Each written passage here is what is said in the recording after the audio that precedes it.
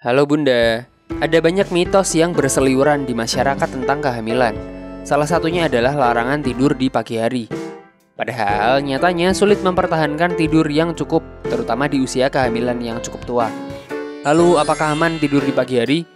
Bagaimana tidur harian yang direkomendasikan? Simak video ini sampai selesai.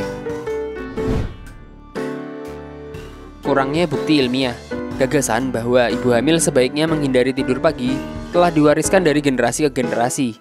Namun setelah diteliti lebih lanjut, kepercayaan ini tampaknya tidak memiliki dasar ilmiah. Kebutuhan tidur tidak berubah secara dramatis selama kehamilan, meski struktur tidurnya yang mungkin berubah. Jika tidur seorang wanita terganggu di malam hari, misalnya karena sering pergi ke kamar mandi atau merasa tidak nyaman, tidur tambahan di pagi hari bisa menjadi pilihan yang bermanfaat. Ritme sirkadian atau jam biologis tubuh yang mengatur siklus tidur dan bangun bisa sangat beragam antar individu. Beberapa orang cenderung bangun pagi, sementara yang lain beraktivitas lebih baik di malam hari.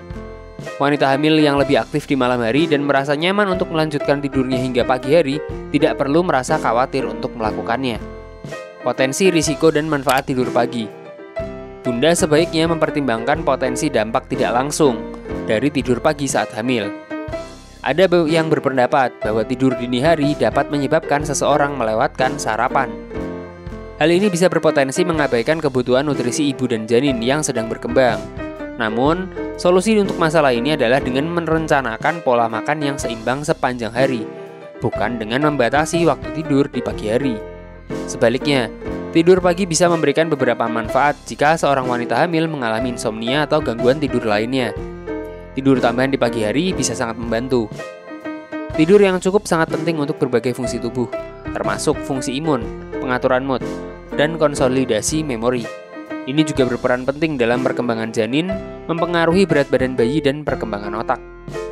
Lebih lanjut, tidur pagi dapat berkontribusi pada total durasi tidur, membantu memenuhi kebutuhan tidur yang direkomendasikan.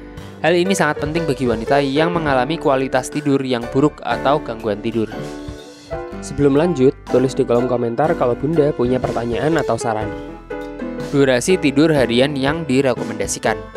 Sejalan dengan pedoman umum, orang dewasa termasuk ibu hamil disarankan tidur sekitar 7-9 jam per hari. Namun ini bukanlah aturan yang baku. Penting untuk mendengarkan sinyal yang diberikan tubuh.